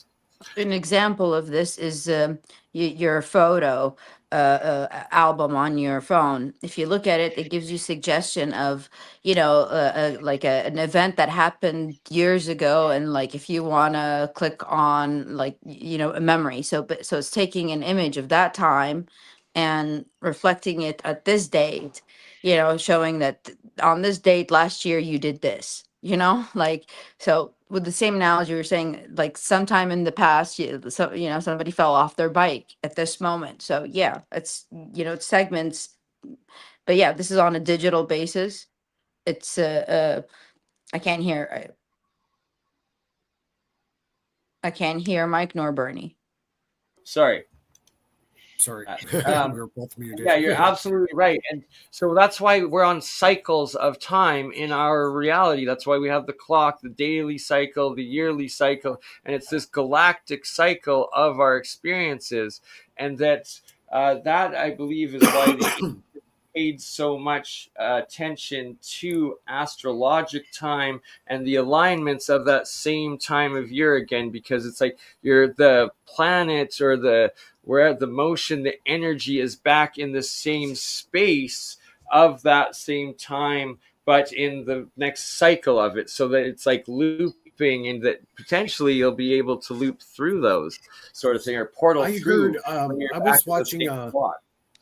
I was watching a video. Actually, it was this week as well, where this guy supposedly went back in time, and he was found at different landmarks with pictures and everything to prove it, and he was different ages. And in one of the images, he left a note at the site saying, "I can't get out. It's an infinite loop." I saw that. Yeah, he left a camera. I saw Right, that. camera, and he was at Yeah, the pyramids and that. yeah, That And yeah. he makes says, "I I sense. saw can't get that. out. It's an infinite loop." Okay, but is this person real? So I Supposedly, that yes. kind of resonates with me, that like it would be he would be stuck in this time loop portal, that maybe Mm. I'm guessing that what he did something that affected his like timeline stably as how it should have been, so it created Yeah. him in this time loop that couldn't go back and couldn't stabilize back into reality, because he might have wiped himself out or something, but No, when I he did, think going back in well, time. what I think happened with him is the fact that he kept going through the portal. He didn't change or go back in time to say, okay, I'm not going through the portal this time. That would change the course of history. But for some reason, he kept getting forced, or whatever reason it was, he kept going through the portal again, which continued his track on like a roller coaster Yeah, ride, right? yeah. So It's like, that taking what you're saying is absolutely right, and then taking to what I said is that, so that's what would have caused him, that he went through a couple of times, and that then he couldn't stop, or he couldn't Right. get back to the point to preventing himself. So then it just Right. keeps accelerating to the Right. point where you're just Because stuck in the time loop of itself, right. going on indefinitely afterwards. He wasn't able to jump off the roller coaster and start a Exactly. different timeline, right? Well, So it's yeah, that one event. instead of fracturing and creating a whole new universe, it just loops Right. you in your own little thing and lets the rest of the universe go on the way it should. It was Right. how I So interpret Do you that. do you gentlemen ever wonder if, we have this cycle every Friday, we meet from this timeline to this, from this time to this. Do you think we leave an imprint in the energy of the universe? Because, our yeah, communication is we do. still, Most definitely. and so Ah, if we complete a full for sure. cycle, we will complete a whole loop. You understand, Right. of a Right. synchronized I time. feel ya. Now here's the question. If we change the show to Saturday night, now have we created now a ripple in time on a different timeline, Yes. doing the show Yes, on a different day? fucks it all up, and I'm telling you from personal experience from the Shambhala Music Festival. They held it for the first 20 some years during the August 8th to 12th during the Leonid meteor shower and whatnot, and it was everyone's home. You went every year. You planned your whole year around being there at that time, and then they after COVID they moved it into July, and it was never the same. The energy was different. It just effed it all up, Exactly. and it just leaves this ripple, and it's never the same of what it was. Yeah. It's off. So it's like, okay, if you change that one event, does it change the course of everything else that you do normally, like your regular cycle of how you do your week? Get up in the morning, go to work, come home, yada yada. You do everything the same, but you change one aspect, doing the show instead of on a Friday to a Saturday, keep everything else the same. Does it change and displace our timeline? Yeah, So absolutely. here's how we're gonna try to test this a little bit, is to psychic, because we have our loop going, we have the inertia. Right. So let's psychically get into Phil's sleeping mind and wake Yeah. up right now, because he's in the subconscious, and we should be strong enough to be able to influence. Oh, look at that! He Yeah. woke up. Look at that! Look Yeah. at that! No, We no. did it. I Yeah, even have see, it muted. Philip.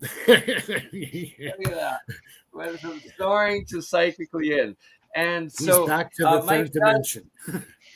Mike has the comment, we're all our own time machine. And that's correct in the aspect of with astral projecting, with dreamland, and with being able to actually remote view. But that's our conscious. We're able to go into the forever time of space time and access, and that's what makes this is the science that proves remote viewing and how it happens, and dreaming, and lucid dreaming, and all of it. And that's when the consciousness is actually able to do time travel, and you have to be in tune with yourself to be able to do it. But as for the physical, we are not, and that's why there's reports of and why Terrence Howard, as well as many others, say that you'll die. We can't survive on other planets and stuff like that, and especially other galaxies, is because there's a different time density there, and we can't. We're not built to be able to be time density It's a traveling wrong physically. frequency. It could be a wrong frequency. Yeah, it's time space density. Yeah, I always Well, wondered if I go to a random public place where there's a lot of people and not go unannounced, just show up without any digital footprint of it, nothing, no predictive tools, being used to analyze geolocation, and ask somebody what time and what day is it. Would it be different than what I have? You understand? When you do Yeah, not, Yeah. I truly And believe we do live in bubbles of time.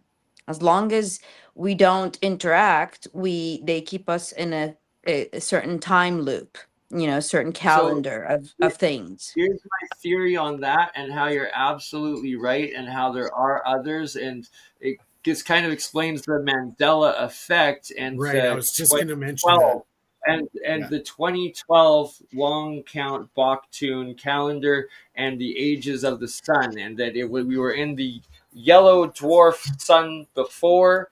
And it was 2001 when it did the first time the pole flip didn't happen and it started pulsing a little bit, and then 11 years later 2012, and then since 2012 it's only grown even more. 2023 again it didn't happen, and now they're like, oh, we're supposed to be in a minimum, but now it's this crazy maximum, and now we're seeing freaking northern lights all over the world constantly and all this stuff, and it's because our sun is now in a full white pulsar. It's transitioning into a white pulsar, and you look at it, it is white, and if you have recordings, it's pulsing now, and it's pulsing more and more, and it Yeah. hasn't wiped us out. It's the age of the disclosure, the age of Pisces. I think we're going in whatever Yeah. the one where It's things come to changing light.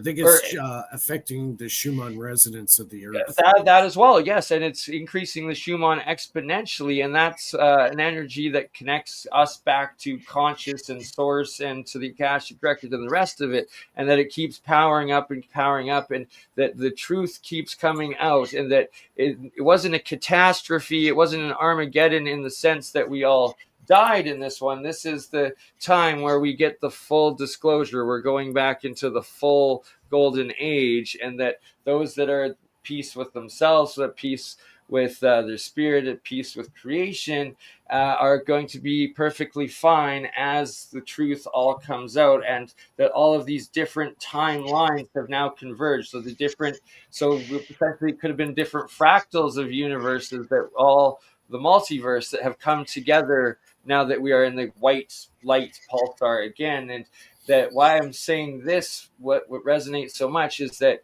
when you pure white light, the full white light is all spectrums of light together, and that's what our sun now is a white pulsar, where when you, like, if you put light through a prism, it separates into all the different colors, right? So it's like we were on the yellow wavelength before as a yellow dwarf.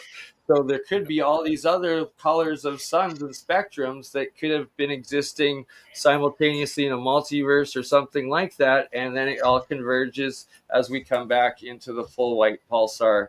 Again, just a theory, but kind of makes sense.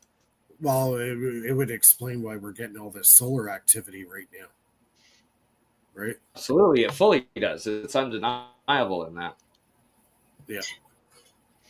Yeah, so we're leaving Pisces and we're going into Aquarius, the time of Aquarius, I believe, right? So every single ancient calendar system is putting us into this next age, and that we are now officially in the next age, and that if you are 40, 30, 40 years, or especially if you're 60 or 80, you will remember that the sun was a yellow dwarf, that you always saw the sun as yellow, you drew it as yellow, and it was yellow.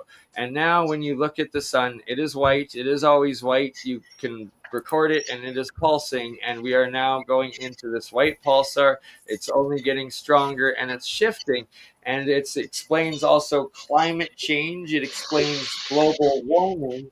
But it's that every body in our galaxy is going through the same thing. There's no longer ice caps on the moon that, always used to be there. Bernie, No Bernie, longer it also that changes our metric system of units. The exactly everything. metric system of units, it changes our gravitational traction. So with less And it gravitational, leads to the possibility that the Earth is also growing along with the sun, and everything's growing as we're getting more energy. And again, it's not violating the second law of thermodynamics. It's that it's also been proven that we have entered into the galactic plane, and in the galactic plane is where the galactic rays, which are energy, are bombarding us. And as we're going deeper into it, there's more of this galactic energy going in and feeding our sun and feeding our cores of our Earth and everything else. And that's actually where this energy is coming for, and explains why our sun cycle is now in a new white pulsar from a yellow dwarf. Yep. I think another key one we touched on earlier, I'd like to actually talk about it again, is the Mandela effects and how that disrupts the timeline on how things are going, right? I think that's a pretty valid thing to actually talk about. Absolutely. But before you go on to that, let me give one more key part about the geomagnetic storms, and that so many people were freaked out. They're like, oh, as the more solar radiation, like the Earth isn't going to be able to handle it, it's going to crash everything. And regularly that would have been true. But what has actually happened is Earth's magnetic field has it's adapted, and it anytime the solar storm comes, it actually expands and goes way bigger, and it did the exact opposite of what scientists predicted it to do. And it seems that our Earth, nature, God, the system, whatever, that it's designed in a way to continue life on this planet as we go into this new age of the white pulsar sun. And that in fact the Earth's however it works, our magnetic field is able to shield us from this increased radiation as it keeps happening, and we won't get wiped out, hopefully, but seems so. It's not only the white pulsar.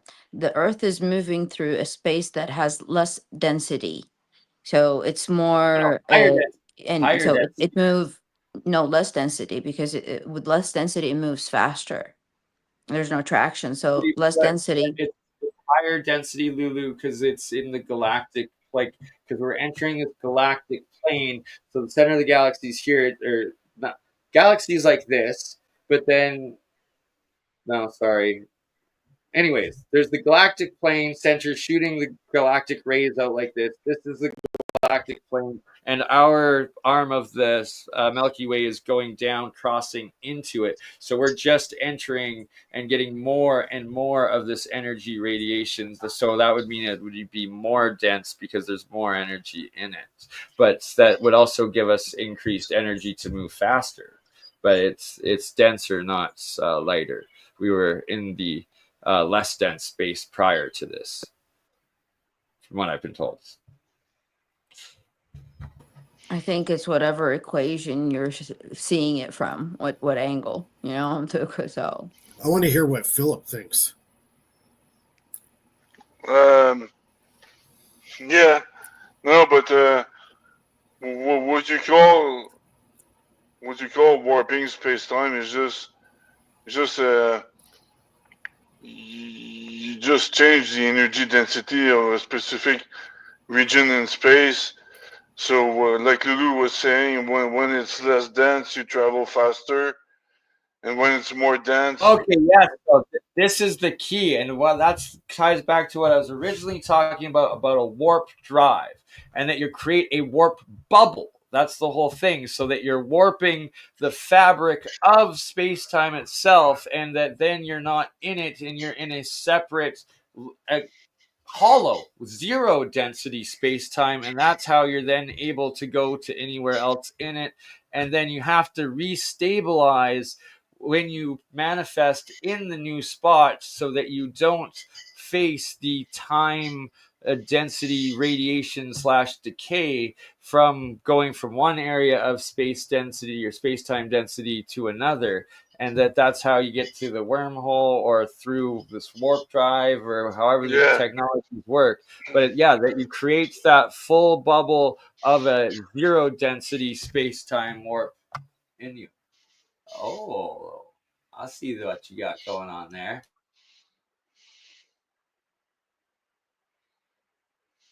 Lulu, you're muted. We can't hear you, sister. Okay. You're muted.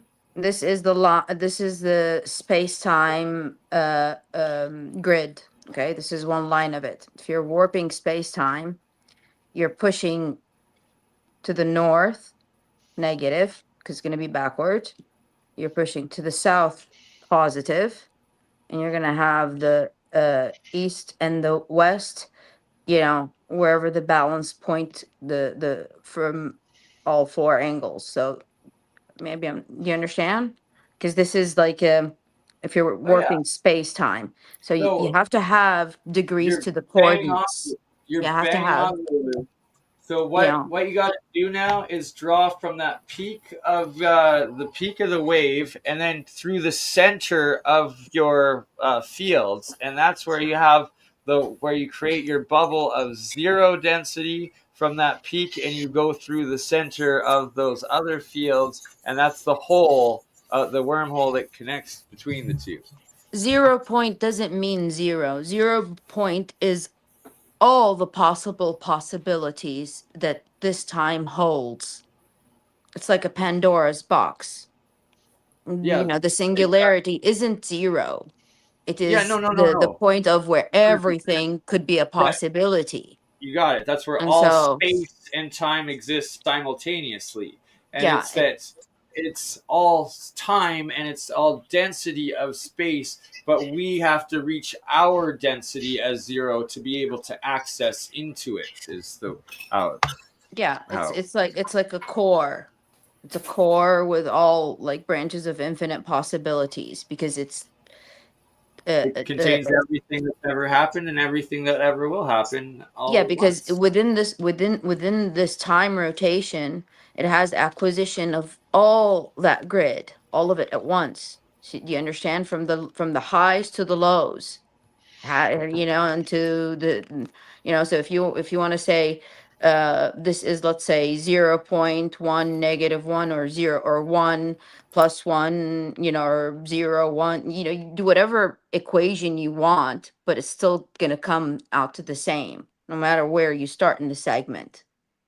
Understand? It's Yeah, still so holding all. absolutely. So the 0 point essentially is the starting point, and that's where each person's perspective is of our own consciousness is, and that the how you had those different fields coming out, those are the ripples as each moment of time's going on, if that makes sense.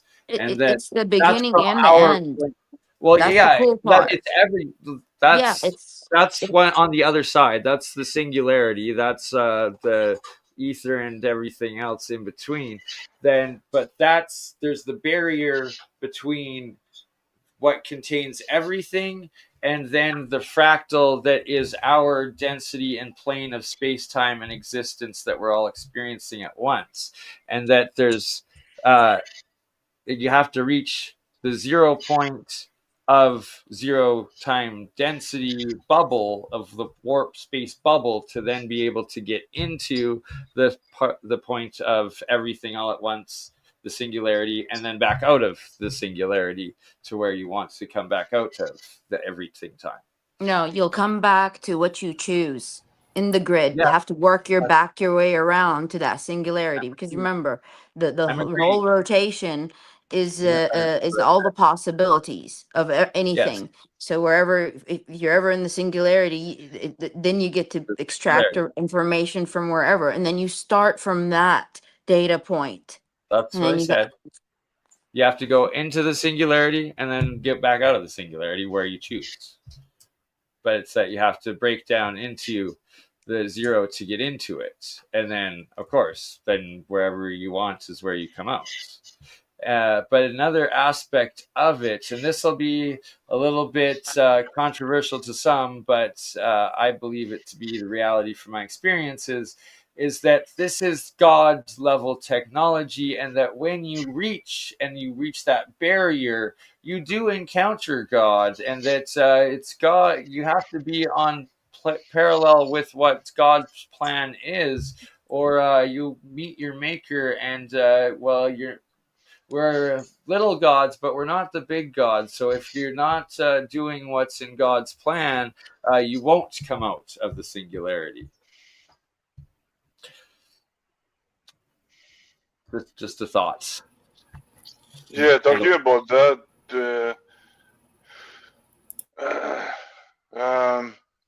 I had a philosophical question to you while we're at it. Why, we can reincarnate and stuff like that, but why would we want to reincarnate? Why would we want to come back to this earth and stuff like that? So that's kind of are you I able think to it's answer an that? infinite loop. So I think it's that's the infinite loop. Well, it's that a lot of people don't, but a lot of people have chosen to come, or souls have chosen to come back exactly at this moment in time because it is the changing of one age into another. So a lot of old souls have come back specifically at this time of struggle because they know that it's also a time that's going into the new golden age. And for a philosophical reason, I would say that's probably why so many souls that are old souls have chosen to reincarnate at this specific moment in time, and why all of us right here that have been here before are here again doing our great work that is God's work. What if it was two things, either or? What if one was we become angels to help our, let's say, children, and our children's children? What if that's one choice, our souls choose? And what if the other choice, let's say people that, don't mind So getting reincarnated because they want to become the next aiding hand to the new future to evolve it?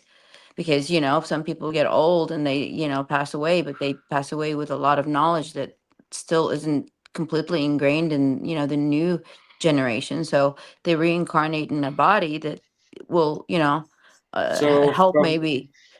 my experience with my mom being a medium and working with many mediums throughout the years and having some of my own telepathic and psychic abilities, it's that you don't the like our ancestors are here. Like with my mom does these medium groups every week, and I've gone to a couple. I'm going to be going to more, and that she's always said like when I was a child, like my baba, my grandma on my dad's side, that she was always around. And then more recently, my Grandma Green, her mom has passed, and that she always sees her, and that so the spirits they do choose to stay and be essentially like guardian angels to their family, and that they are always here and around. But that's them making the choice to not yet move on and reincarnate, because once you do choose to reincarnate, then you've gone from that ability and there to the next life. And that specifically Thomas Edison is well known through the Skoll, I think it is, Foundation. That shout out Charlie Crawford III, where I learned it from, and he's built one of these generators, these radio devices, spirit radio things, and that it was directly given to the founder of the Skoll Foundation by the ghost of Thomas Edison, so that he could give this information, continue giving the information from the other side. And that I myself and others also have directly experienced and talked to what could only be Nikola Tesla giving some information to us from the other side. So it's that I don't think that I think they've made the choice to stay as the energies and the angels to help us and to give it over in this time as we transition and humanity gets to this new age, at which point we'll all spirits and souls will have the opportunity to what choose if to. what if it's called the metaverse? Yeah, well, the metaphysical universe. Yeah. Yeah. Don't give frickin' Zuckerberg the frickin' code to, or the name to the Akashic Keep those record. He does not goblins own it. out of He it. does not own the metaverse. Keep those goblins out.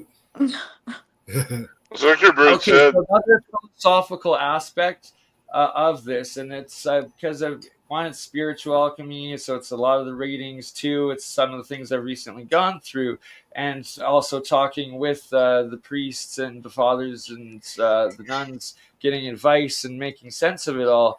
Is that there is this duality, and that God is the ultimate creator. God created everything, including the devil. And why did that happen? Is to create the cycle of life, that there is growth and there is decay, that there can't just be infinite creation without something decaying and breaking down and giving new life.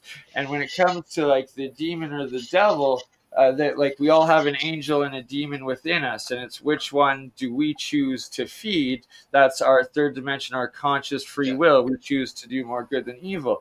But when it comes to the same in the barriers of these portals of dimensional realms, and that there is both the angel there that will be the guardian angel, but there's also a demon, and the demon is there put by God to test the individual human. You have to pass the test to not sell your soul to the devil. You have to not take the devil's offer, and that you have to be of pure enough intent and pure enough vision to be able to see that it is just a demon acting as a god or an angel that is tempting you with something that is not righteous or right because your morals are skewed, and that it is up to you to be able to pass God's test and say no to the devil, to then be able to be given access to the angel and reconnect with source itself.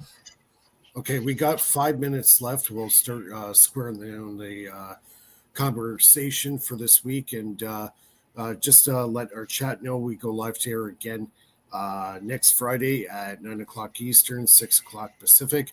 Anybody who's new to our channel, thank you for joining us tonight. We do our shows every Friday at 9 o'clock Eastern. You could also reach me at the Faraday Research YouTube channel, and also Bernie's channel at Crypto Alchemist. And we also got Philip has a channel at Finite Theory on YouTube as well.